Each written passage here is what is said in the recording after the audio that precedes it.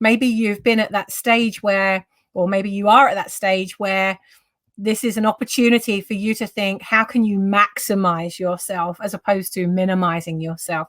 And if you're part of any kind of network where you feel like you're holding back, or you feel like you're minimizing yourself to fit in, then that's the wrong network for you, right? This has got to be a time now. There's no greater time than now for you to start maximizing how you show up. And I'm giving you permission to go and do that, right? So we want you to be loud. We want you to show up, but we want you to be loud in your graciousness. I remember hearing a podcast whilst walking the dogs a couple of months ago, and the interviewer of the podcast, I think it was Kelly Forrester, actually. I think it was their what is it? Truths, Entrepreneur Truths, I think the podcast is called. It's really good. Kelly's one of my mentees. I've been mentoring her for about 8 months now, and I was listening to this podcast, and she asks the interviewee, what's one of the greatest lessons that you've learned in your lifetime, and who was it that taught you this lesson? And usually the answers to that are kind of pretty,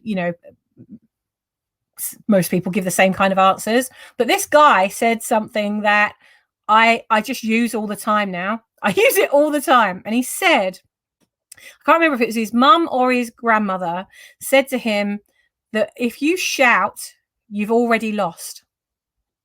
If you feel the need to shout, you've already lost. And I thought, wow, that's so interesting, isn't it? And I started thinking about how people are really shouting, where it's almost like when you go to multi-speaker events, that the person that goes on next is shouting louder than the one before, and it can be quite intrusive, can't it?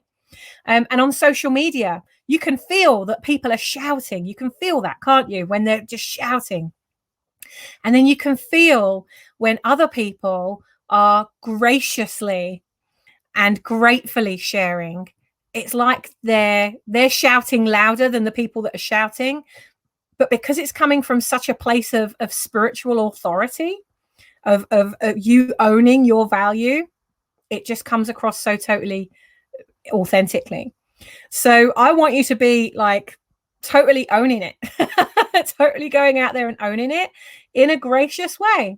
And just think to yourself, how could you be more gracious in your conversations? How could you be more generous, but from a heart space? You don't have to be generous financially. You don't even have to be generous with your time, but you can be generous from your heart space. You can be generous from that love place. So think about that today. Like how could you bring more of your heart into what you are doing? How can you bring more of your heart into your message? How could you bring more of your heart into your communications that you have with each other for the rest of today, and just start practicing that muscle? We're going to the value gym today. All right, we're going to start working out. We're working out that value.